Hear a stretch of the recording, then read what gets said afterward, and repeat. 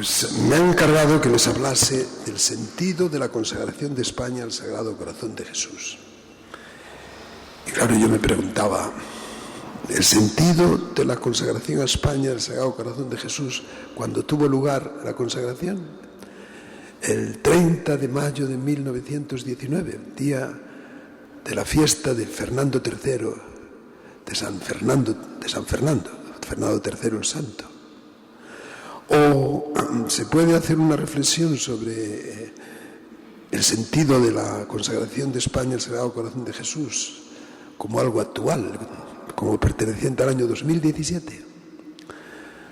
Casi un siglo después, dentro de 2 años, celebraremos el primer centenario de la consagración de España al Corazón de Jesús en el Cerro de los Ángeles. Y se podría hablar de que eso tiene sentido también para el futuro, la consagración de España al Sagrado Corazón de Jesús. Pero quizá lo mejor es partir del hecho histórico, ¿no? El día 30 de mayo del año 1919, Su Majestad el Rey Don Alfonso XIII, en el Cerro de los Ángeles, ante la estatua, el monumento al Sagrado Corazón de Jesús, erigido hacía poquísimo tiempo, en ese punto geográfico que se considera como el centro geográfico de España, pues consagraba él a España al Sagrado Corazón de Jesús. La preparación de esa consagración y de ese día fue muy intensa. Primero fue muy intenso todo el proceso de poder construir el monumento al Sagrado Corazón de Jesús en el Cerro de los Ángeles. Pero se concitaron personas, instituciones, también lo que podía llamarse el mundo católico de entonces a través de sus cofradías y no en último lugar de una acción católica que comenzaba a andar por los caminos de la vida y de la historia en España. Y por supuesto con un apoyo entusiasta del episcopado español. No en último lugar del obispo entonces de Madrid, don José María Salvador Barrera, que no sé si terminó siendo arzobispo de Valladolid, no sé dónde. Y luego de su sucesor, el monseñor Melo, etcétera, ¿no? Y medio en una cierta polémica, una polémica que se reflejaba en la prensa, en la prensa del panorama periodístico de la prensa de España, que en aquellos años era variado, era en el fondo a veces muy contradictorio en las posiciones que se tomaban a la hora de informar y sobre todo a la hora de interpretar los fenómenos y los hechos históricos, los hechos de la actualidad, ¿no? Pero se logró. Fueron buenos escultores los que proyectaron el monumento, los que después realizaron la edificación del monumento que se conserva más o menos ahora, después de su fusilamiento, entre comillas, del año 36, pues volvió a reconstruirse como estaba, más o menos. A una parte, a la derecha del monumento, está una reproducción de un grupo de personas que son la humanidad santificada. Y a la izquierda otro grupo de personas que representan la humanidad que se va a santificar o que busca la santificación. Y en el fuste del monumento hay un ángel que sostiene en sus manos el escudo de España, ofreciéndose a Jesús, a Cristo Rey. El día de la inauguración, el día de la consagración de España al Sagrado Corazón, pues fue vivido en toda España de una manera muy general, muy extendida.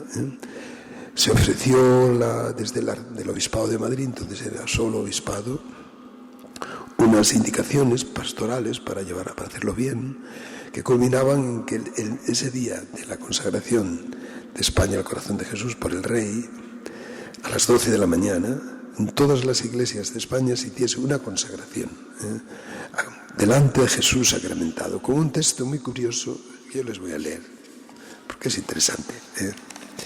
Leído casi un siglo después, decía el obispo de Madrid, y la fórmula de la consagración que recomiendo reza así: Corazón de Jesús sacramentado, Rey de reyes y Señor de los que dominan, ante vuestro augusto trono de gracia y de misericordia se postra España entera. Hija muy amada de vuestro corazón, somos vuestro pueblo, que de nuevo se consagra hoy a vos, reinad sobre nosotros. Que vuestro imperio se dilate por los siglos de los siglos. Amén. Esta oración se recitó en todas las iglesias de España el día 30 de mayo del año 1919 a las 12 de la mañana delante del Santísimo Sacramento, mientras que el rey, usando otro texto, lo decía de otro modo. Se aconsejaba también que se repicasen las campanas, que se adornasen los balcones con banderas, con guirnaldas, un gran día de fiesta en toda España. El rey usó otra fórmula muy interesante también. Primero hace en su texto de consagración alusión a la historia católica de España y de la monarquía. Luego agradece a Dios que España se hubiese librado de la guerra. La guerra había terminado escasamente 7 meses antes de esa fecha. El 11 de noviembre de 1918 terminaba la Primera Guerra Mundial, con la rendición de Alemania y las potencias del centrales se llamaban, en la que había participado prácticamente toda Europa. Portugal había entrado en la guerra, Italia había entrado en la guerra, toda Europa, menos España. Países nórdicos un poquito menos, pero toda Europa. Una guerra terrible, ¿no? de movimientos, de masas de soldados, de millones de soldados, en luchas y en batallas de frente a frente, con trincheras inacabables. Murieron centenares de miles de soldados, probablemente más de 1 millón. España se había librado de ella, el Papa, el rey lo agradece. Y luego pide, esto es ya un texto literal tomado de la consagración, que él hace ante el monumento del Cristo Rey, el Sagrado Corazón de Jesús, más exactamente, del Cerro de los Ángeles, dice: que venga a nosotros vuestro santísimo reino, que es reino de justicia y de amor. Reinad en los corazones de los hombres, en el seno de los hogares, en la inteligencia de los sabios, en las aulas de las ciencias y de las letras, y en nuestras leyes e instituciones patrias. Este es el texto, el corazón del texto de la consagración. Y concluye pidiendo la bendición para toda España. Y lo hace, pues, acordándose de los distintos segmentos de la sociedad, pues, de los trabajadores, con muy especial acento de los trabajadores, en los enfermos, en los que más lo necesitan, una especie de desgranar lo que puede llamarse la España de entonces, con sus dolores, sus problemas, y también sus alegrías y sus angustias. Del texto pues emergía claramente que la llamada cuestión social preocupaba muchísimo en ese momento de la historia de España y de Europa y del mundo. Se podía preguntar uno ante el recuerdo de ese día y de la forma como se celebra en España la consagración del Cerro de los Ángeles por el Rey al Corazón de Jesús, si eso se lo preguntaba un famoso padre jesuita, un gran historiador de la Iglesia, que fue de los primeros mártires de la Guerra Civil en Madrid, el padre García Villada.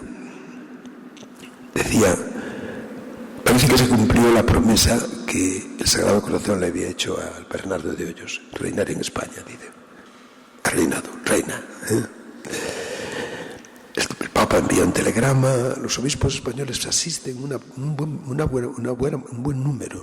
Pero ahora no tuve tiempo para estudiar con precisión cuántos faltaban, pero obispos de toda España, de Barcelona, de Cataluña, de Andalucía, asistieron a la celebración de la Eucaristía. Entonces no había concelebraciones, asistieron a la Eucaristía que celebró el nuncio de su santidad, y ellos se reunieron o se centraron en torno al cardenal primado.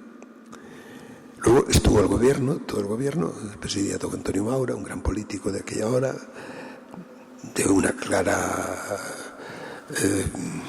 identidad católica, por lo menos en su vida personal. Era un político joven, ya no era tanto el año 1919, de los que se esperaba mucho por parte de muchos españoles en aquellos primeros 20, 30 años, primeros 20, 25 años de comienzos del siglo XX.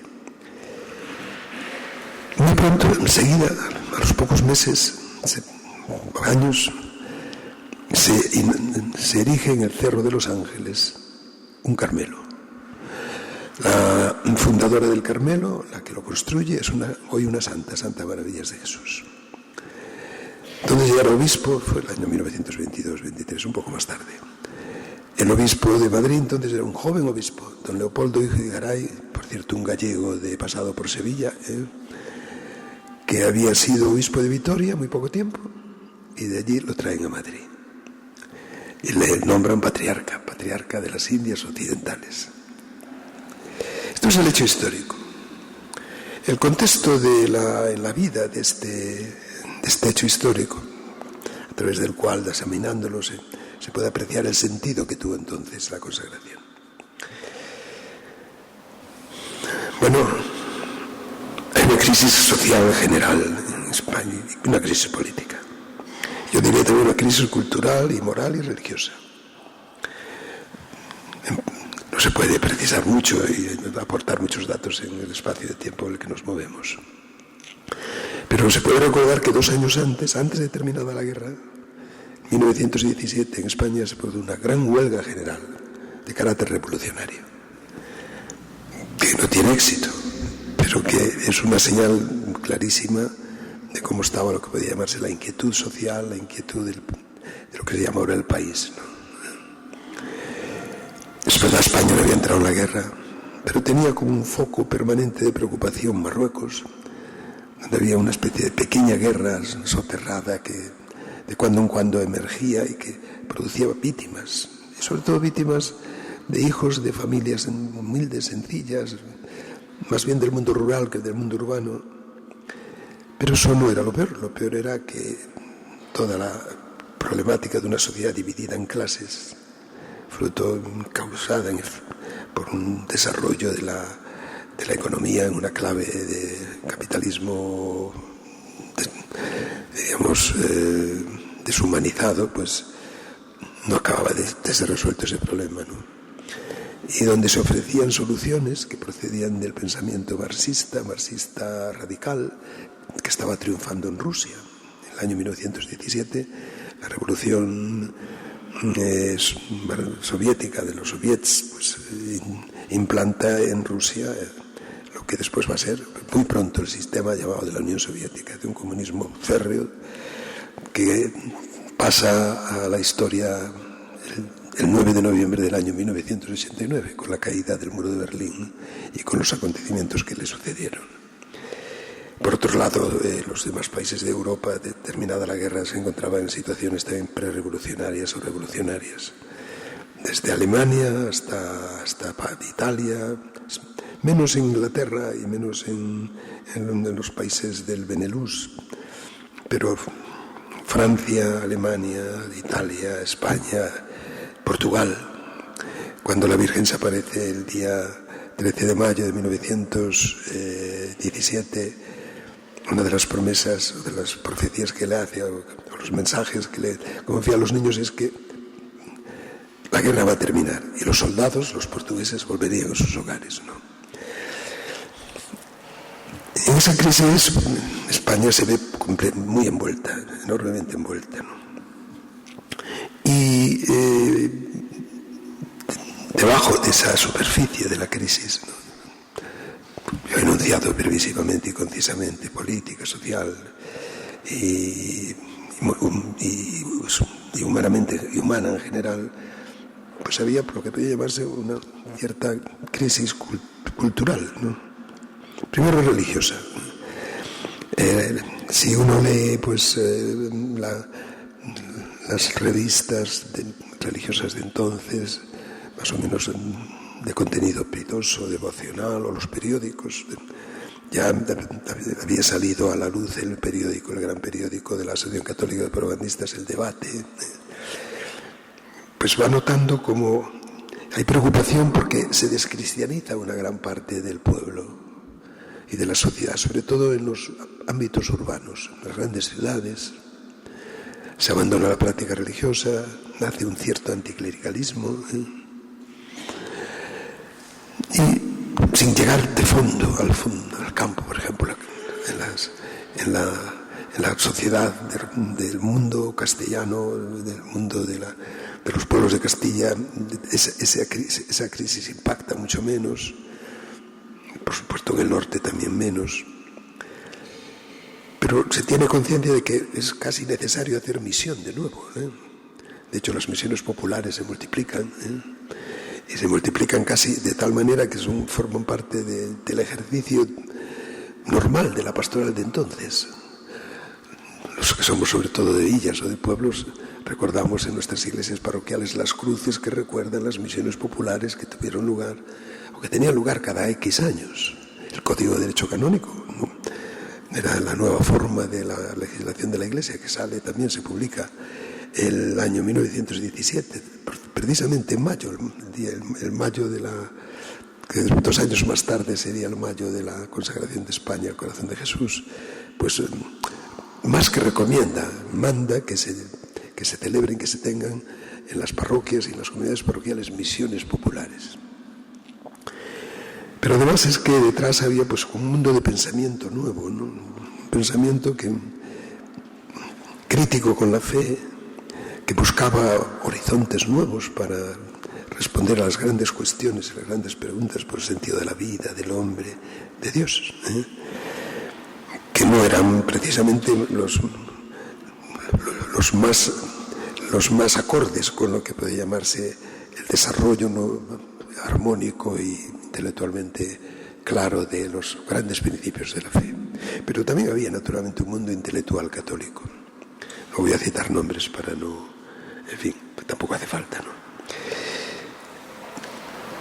La pregunta empieza a ser viva entonces, viva y de algún modo con una prehistoria. La pregunta es si había 2 Españas, si estamos ante el fenómeno de una España más o menos que se sentía heredera de su pasado católico, de una tradición de culturas, de formas de vida, de pensamiento, de familia, impregnados por la fe de la que había vivido España prácticamente desde los primeros siglos de la evangelización, desde los tiempos apostólicos. Y al lado había nacido otra España que se había apartado de la fe, que por lo menos las situaba en una especie de contexto y de pregunta crítica por la verdad de la fe. 2 Españas. Bueno, en ese clima, pues, la respuesta pastoral de la Iglesia, que decíamos, la que aludía yo brevemente hace un momento, pues naturalmente también se diferencia, se articula, se enriquece. Por ejemplo, aparte de las misiones populares, la costumbre de hacer ejercicios espirituales pues se implanta y se propaga no solo entre los sacerdotes, los religiosos, sino también entre los seglares.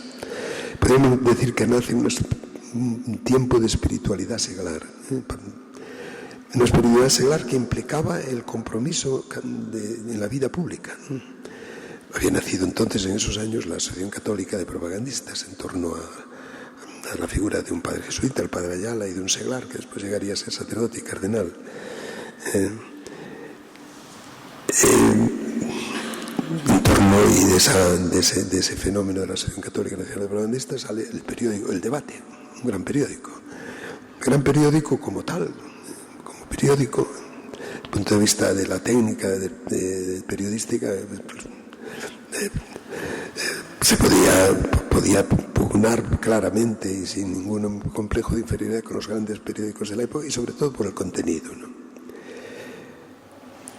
En ese momento, en esa situación, la devoción al corazón de Jesús alcanza en España unas cotas también extraordinariamente intensas.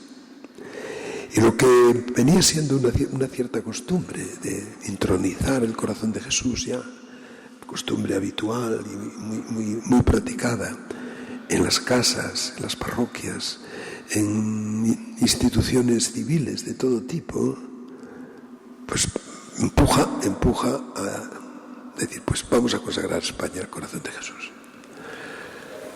Pero la pregunta naturalmente se podía hacer, pero bueno, es que el Estado, el rey, es titular del religioso de España, puede representar religiosamente a España. ¿No será eso un asunto que tiene más que ver con la Iglesia, con la vida interna de la Iglesia, con las responsabilidades pastorales de sus obispos, de sus sacerdotes, de sus seglares? El Estado se definió entonces constitucionalmente como un Estado confesional, aceptando y practicando el principio de la tolerancia religiosa. Una fórmula y un hecho que causó también gran polémica. Fue muy criticado tanto el rey como el gobierno por sectores y grupos políticos del momento.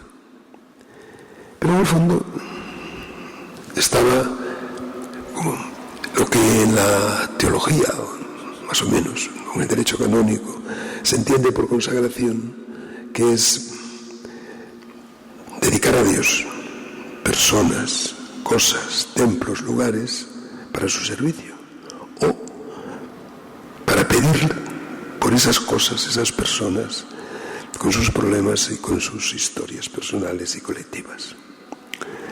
Hombre, pedir por España no está mal, ¿no? Decir que hay españoles que están dispuestos a vivir su vida, y su vida también como ciudadanos, a la luz del amor de Cristo, de la fe en Jesucristo, no está mal, está bien. Decirlo públicamente y decirlo delante de un gran monumento al corazón de Jesús, a Cristo Rey, está bien. En cualquier caso, entonces, la fórmula no se la aceptó por toda la sociedad española, tuvo muchos críticos, pero impactó profundamente en la vida de la Iglesia. Impactó profundamente en la vida y en la pastoral de la Iglesia y en la acción apostólica de los seglares. Las décadas siguientes lo pusieron de manifiesto. Y este santuario yo creo que es un lugar donde ese hecho, en aquellas décadas de primera mitad del siglo XX y en las sucesivas, pues hicieron eco agradecido, eco difusor de lo que significaba pedir por España, dedicar la vida como vocación personal, como vocación específica, como vocación seglar, para que todos los caminos de la vida personales y sociales y culturales de España pues dejasen empaparse de la fe en Jesucristo, de la luz de Cristo y del amor de Cristo.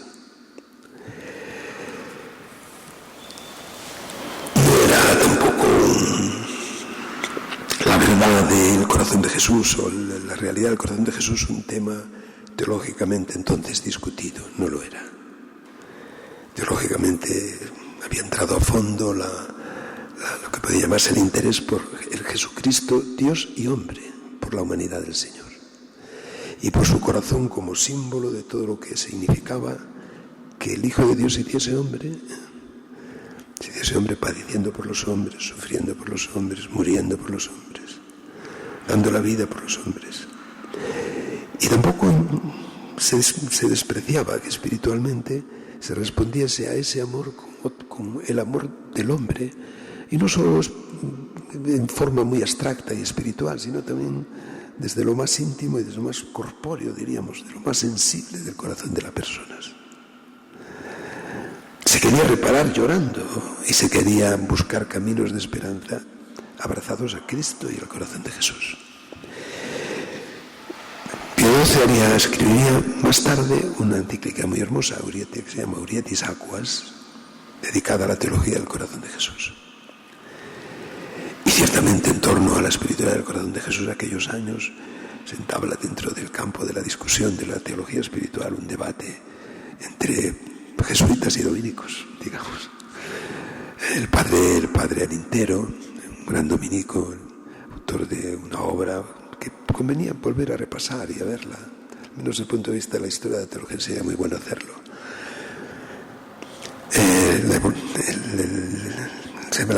La evolución de la fe y la evolución de la Iglesia, varios tomos.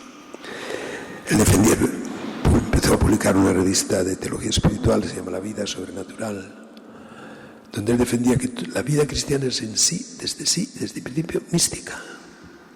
O sea, cuando uno se bautiza, se inserta en el misterio de la persona de Cristo Salvador, en el cuerpo místico, y cuando vive después sacramentalmente todo el proceso de su vida cristiana, un punto culminante que es la Eucaristía, sí, tiene que renunciar a sí mismo, tiene que hacer ejercicios de dominio personal, ejercicios penitenciales, pero en el fondo está llamado a amar a Cristo y amarlo con todo su ser. hasta con el corazón sensible que el Señor nos dio, hasta la emoción del corazón con el que uno ama a su esposa, a su esposo, a su marido, a sus hijos. Amarlo así, ¿no?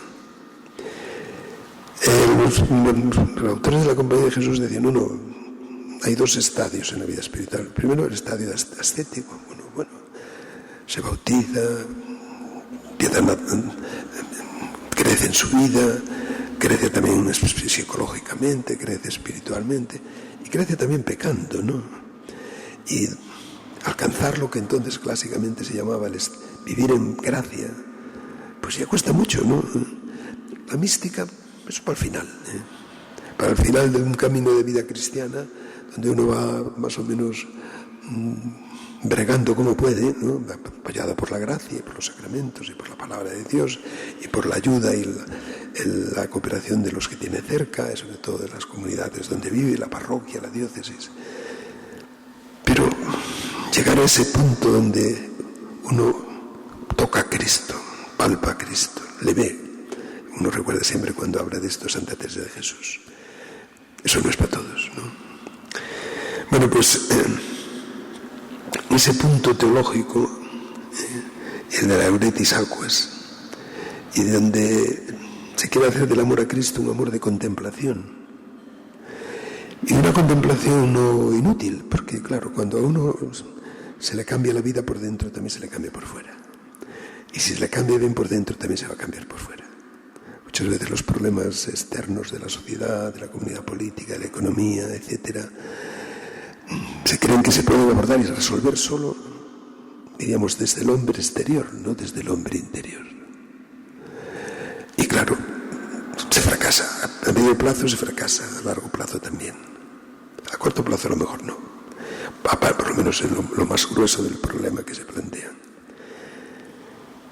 O sea que la espiritualidad del corazón de Jesús que se vive en esos años, en esas décadas, no es una espiritualidad ineficaz, una espiritualidad históricamente sin frutos en la relación de las personas, en la vida del matrimonio, de las familias, en la escuela, en la cultura, en el empeño y los compromisos que con responsabilidad civil y responsabilidad ciudadana hay que adoptar en la vida de cara a la solución del gravísimo problema de entonces de la cuestión social. De hecho, se empieza a hablar del reinado social del corazón de Cristo. Bien, ahí estábamos cuando llegamos a nuestro presente, que es un presente muy, muy determinado por el Concilio Vaticano II. En nuestra vida, Ricardo y yo somos casi de la misma época, la diferencia, 6 años a la altura de la vida, nuestra ya no son muchos. Pero si uno recuerda el seminario que vivió en cualquier parte de España, en Salamanca o en Ávila, o sobre todo en los países del sur de Europa, o en Francia, antes del concilio y los seminarios que vivimos después del concilio, la diferencia es muy grande, ¿no?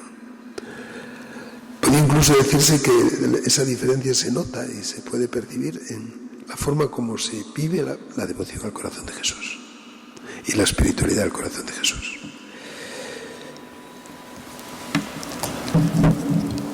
En los años míos de seminario menor de Salamanca, la espiritualidad del corazón de Jesús estaba aceptada y practicada sin ningún problema, sin ningún... Hombre, algunas cuestiones teológicas que emergían, pero aceptada y vivida, muy reflejada y reproducida y difundida desde esta Basílica Nacional de la Gran Promesa. Y también la relación entre la devoción del corazón de Jesús, el rené en España del padre Bernardo de Hoyos, con más predilección, con más veneración que en otras partes, pues formaba parte casi de nuestra identidad implícita, de nuestra identidad sacerdotal implícita. Pero con el concilio hace crisis la devoción al corazón de Jesús, sí que hace crisis. El año 1981, a ver si digo bien, sí, en Toulouse se celebra de 24 a 28 de agosto un gran congreso sobre la espiritualidad del corazón de Jesús, 25 años después de la publicación de la encíclica Aurietis Aquas de Pío XII. El ponente estrella de aquellas jornadas es el cardenal Ratzinger. entonces perfecto para la curación de la doctrina de la fe, que expone una ponencia bellísima sobre la espiritualidad del corazón de Jesús y su actualidad. Impactó que eligiese ese tema, impactó la forma como lo aborda, y sobre todo después de su publicación, que se hace un poquito más tarde, en el año 1964. Luego se reproduce en 1990 y ahora aparece en las obras completas de Ratzinger. Y él dice, no, del corazón de Jesús, y la teología del corazón de Jesús, y la espiritualidad del corazón de Jesús, y la vida cristiana vista a la luz de la experiencia del corazón de Jesús, tiene que ver con el misterio de la Pascua del Señor. Y desde ahí hay que volver a recuperarla en su fundamento y en su contenido más hondo. Y eso hay que hacerlo sin negar para nada ningún aspecto de la reforma litúrgica que el concilio había puesto en marcha, sino completándola y enriqueciéndola, sin tener miedo a una teología que vea la encarnación de Cristo y la obra redentora suya pues muy en niveles abstractos y no en niveles muy personales, subjetivos, donde el sentimiento funciona, ¿por qué no? Donde hay que integrar los sentidos corporales, los sentidos espirituales, y convertirlos en un camino de piedad cristiana, de amor a Cristo. Una antropología que además empieza a estar influida también por la recuperación de la integridad del hombre. El hombre no es un ser unidimensional, ni desde el punto de vista interior ni desde el punto de vista exterior. Y el corazón es muy importante en la vida del hombre, ¿no? Y hay que hacerlo, pues, volviendo a recuperar lo que enseña la Sagrada Escritura sobre el corazón, lo que enseñan los padres de la Iglesia sobre el corazón. Él naturalmente no podía olvidar a San Buenaventura, que había hecho un bellísimo estudio como estudio de su habilitación para el profesorado universitario. Esa conferencia del cardenal Ratzinger fue decisiva, y lo es, para en este presente y en nuestro presente volver a la fuente de la piedad y de la gran espiritualidad del corazón de Jesús para abordar los problemas de nuestro tiempo, de la hora de España de hoy. Porque tenemos que seguir preguntándonos, pero bueno, ¿es que se puede escribir la historia de España sin hacer referencia a sus raíces cristianas y católicas? Pero es que se puede esperar renovar la vida de la sociedad y de las personas en España, ignorando todo lo que supuso la fe católica y la experiencia del amor de Cristo en la configuración de la sociedad, de las relaciones sociales, del matrimonio, de la familia. Pero es que se puede de verdad regenerar, renovar a fondo la vida de España si la vida interior de España no vuelve a impregnarse del amor del corazón de Cristo. Pues difícilmente. Y luego, ¿cómo vamos a recuperar nuestra identidad? Si es que la hay. No tenemos identidad ninguna los españoles. Se puede definir la identidad de España renunciando y prescindiendo de la historia, de lo que puede llamarse la página católica de su historia más íntima. Hombre, hay un libro, una obra de un gran filósofo español del último tercio del siglo XX, don Julián Marías. Se llama La España inteligible, publicada en los años 80, un bellísimo libro. Sería muy bueno leerlo para responder a estas preguntas y para darse cuenta de hasta dónde es importante y decisivo que los católicos, los cristianos, todos, desde los obispos hasta cualquiera, nos hiciésemos estas preguntas y tratásemos de renovar desde esa gran espiritualidad del corazón de Cristo el alma de España y la vida de los españoles del año 2017. Y que lo hiciésemos también de forma que nos ayudase también a superar problemas nuestros internos de la Iglesia, ¿no? La tentación de la secularización siempre está al acecho, ¿no? Acomodarse al mundo, hacerse igual que el mundo, pensar que las soluciones del mundo son las buenas y que no hay soluciones desde la fe, a partir de la fe, para una vida que sea fecunda desde el punto de vista de la justicia social, de la atención a los pobres, del amor a todos los que padecen, desde el gran mal del alma, que es el pecado, por cierto, una palabra de la que apenas se usa, y de a veces nuestra debilidad moral y espiritual, sin volver a una vida de oración profunda, centrada en el amor de Cristo, el corazón de Cristo.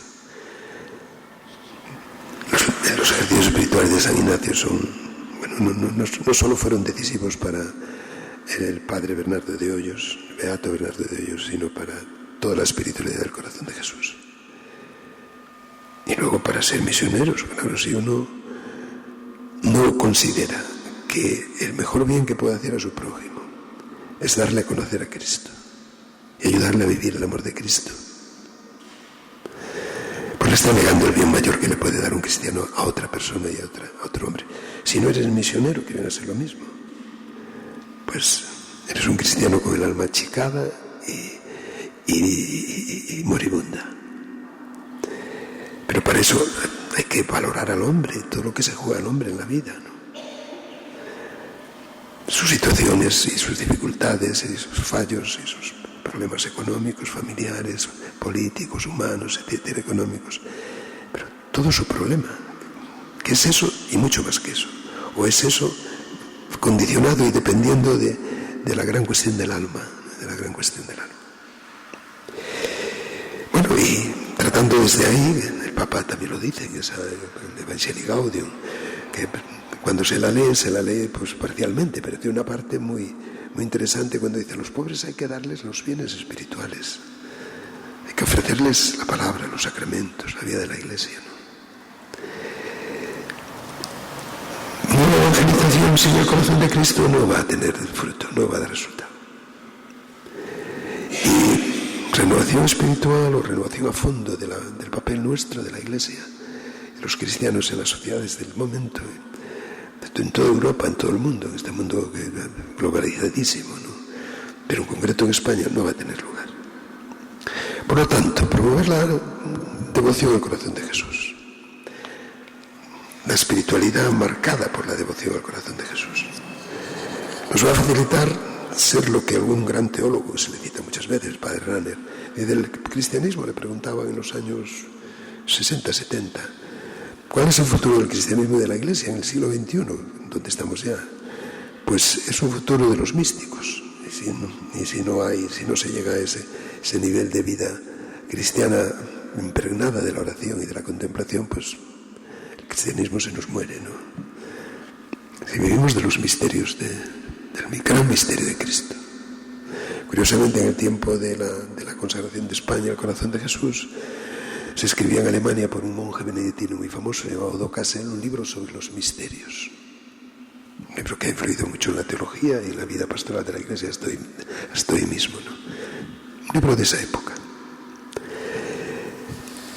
Con el amor apasionado de Jesucristo, por lo tanto consagrándonos a Él, nosotros, la Iglesia. Y luego consagrando en forma de petición, pidiendo por todos nuestros hermanos y ciudadanos y pueblos de España, pues abrimos futuro,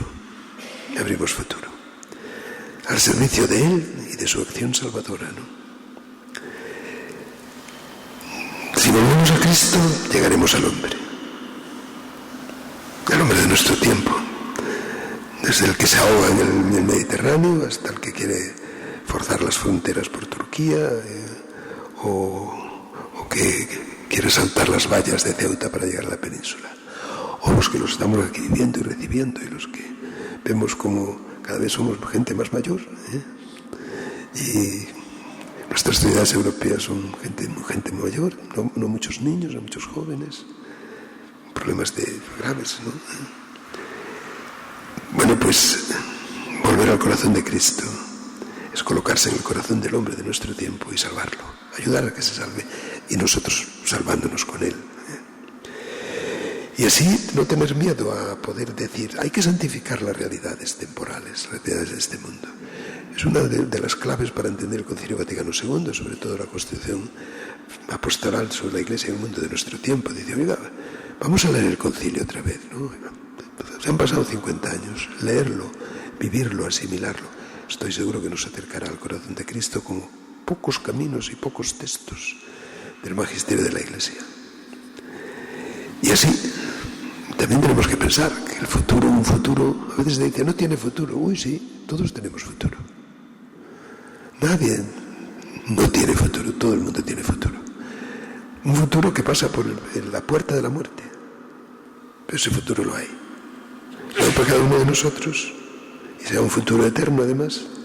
Y lo hay también para toda la humanidad y para el mundo, para toda la obra de la creación. Tiene futuro. Lo importante es acertar a la hora de prepararlo, de realizarlo y de llevarlo a cabo. Por eso en esta Basílica Nacional del Corazón de Jesús, de la gran promesa, pues podríamos decir, desde aquí se puede hacer futuro, presente de la Iglesia y futuro de la Iglesia, de una manera fecunda, de una manera que ayude al hombre y a la sociedad de nuestro tiempo a caminar por caminos de fe, de esperanza, vamos a decir, citar las 3 virtudes teologales y de caridad. Y entonces, buscando la justicia, buscando el reino de Dios, se nos dará la justicia de este mundo. Muchas gracias por su atención.